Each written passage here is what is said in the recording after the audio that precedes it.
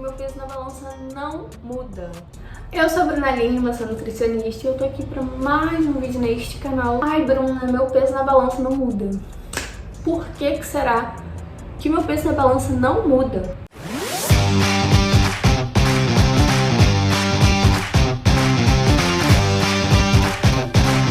É um questionamento frequente que eu recebo dentro do meu consultório, até mesmo fora. Eu sempre recebo essa pergunta. Eu tô fazendo tudo certinho, tô fazendo dieta, tô treinando e o meu peso na balança não muda. A gente precisa entender que o nosso corpo ele é formado de várias coisas.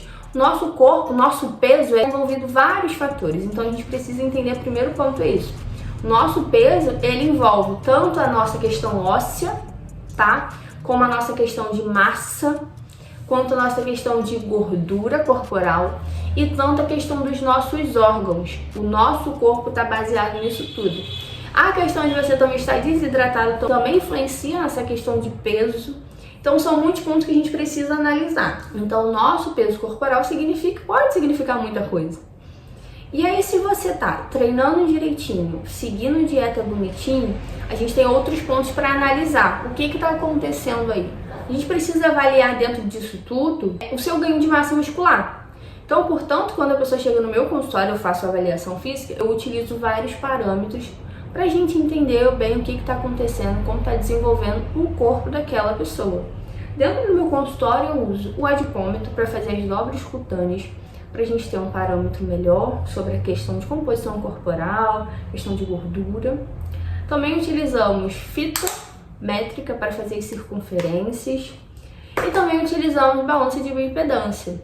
Então a gente tem um parâmetro maior, a gente consegue observar um campo maior dentro disso tudo. E aí, se você ainda continua na dúvida, tá, Bruna, mas e aí?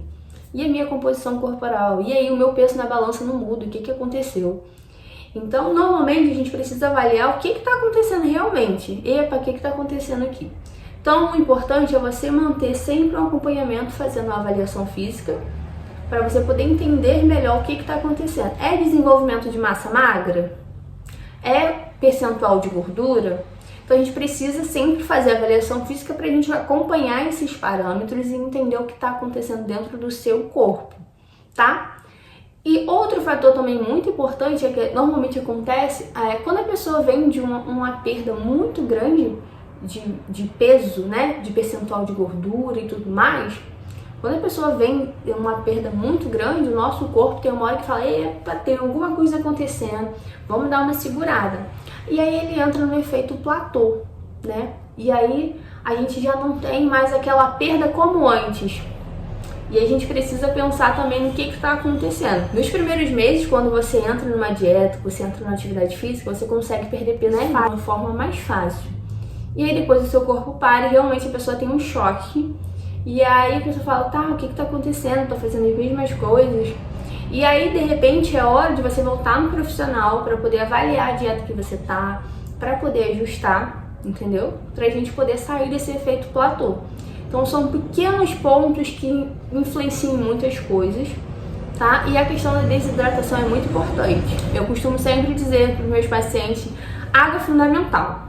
A água não tem como negociar, tanto para perda de peso quanto para ganho de massa. Você se manter hidratado é importantíssimo. E não dá pra negociar hidratação. Se você não sabe se você tá hidratado ou não, vou deixar aqui embaixo, ó. Só você multiplicar o seu peso por 35 e você vai saber qual a quantidade de água que você precisa beber ao longo do seu dia, tá? Então é isso. Se você tá nessa dúvida, não sabe, que seu peso ainda continua a mesma coisa na balança, procure um profissional, faça uma avaliação física e tente observar o que você está fazendo, se você está seguindo tudo certinho. Porque às vezes pequenos detalhes que a gente não se atenta. Igual às vezes falar assim, eu não posso consumir, não posso comer um doce durante o dia. Tá, aí você precisa avaliar a sua ingestão de açúcar ao longo do dia. Eu costumo sempre falar isso para os meus pacientes. Tá, você está tomando café. Você toma quantas xicrazinhas de café por dia? Quanto de açúcar você coloca na quantidade por dia? Chegando no final do dia, a soma disso tudo, de repente, dá um chocolate. Então, são coisas que a gente precisa pensar. Ah, é melhor fazer o quê? Eu comer um chocolate e evitar o açúcar no café? Então são pequenos pontos que a gente precisa pensar. Outra questão é, quanto de gordura você está consumindo ao longo do dia? Manteiga, margarina, azeite, óleo de coco.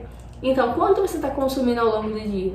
Então são pequenos fatores que a gente precisa estar um pouquinho mais atento, um pouquinho mais prestando atenção nesse pequeno detalhe para poder ter um resultado melhor ao longo do dia, tá?